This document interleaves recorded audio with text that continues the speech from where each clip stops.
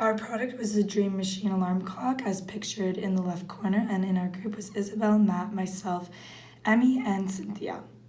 Where this usability test took place was in the Odegaard Library, specifically in a student booth on Saturday morning around 10 a.m. Our participants were university students around the ages of 18 and 22, and men and women. We chose this group because students especially need alarms to ensure they wake up for classes and activities or anything else. We came up with 3 tasks to ask our users to complete. Our first task asked them to set the alarm to 5 p.m. We chose this because we specifically had trouble setting the time since there's an extra button needed to set the time, and we suspected that other users would struggle with this. Next, we asked them to tune the radio to a specific radio station.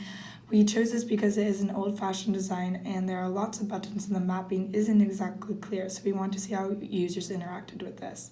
Lastly, we asked them to hit snooze because there are many buttons and wanted to test how intuitive these buttons were, and this also important features that users need to know how to do quickly.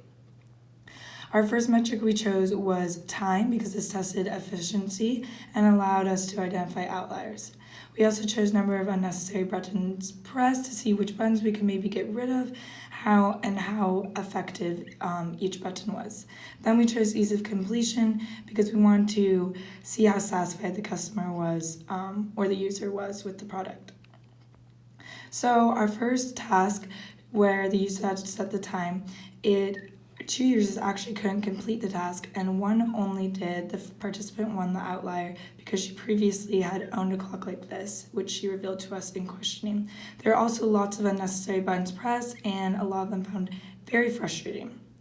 Task 2, turning on the radio, took about an average amount of time, and most people thought it was pretty easy, and not many unnecessary buttons were pressed. In task 3, hitting snooze, it took about the average amount of time again, but there were lots of unnecessary buttons pressed. So in conclusion, we would change saying the time that you didn't need to press the extra button because many users struggled with this and were very frustrated. We also would move the radio on and off button to the radio side just to have consistency with mapping. And then we'd make sure to clarify between the sleep button versus the dream bar just so we had more effectiveness and it was clear which one was the snooze bar, and maybe get rid of one if one is unnecessary. And next time when testing, we would use a reference for the scale. So say an example for 1 through 4 instead of just saying 1 through 4. And we would make sure to stay at the beginning that if they couldn't complete a task, they could tell us so that we didn't have to interrupt them and tell them that at the end. Yeah, and that is all for the Dream Machine.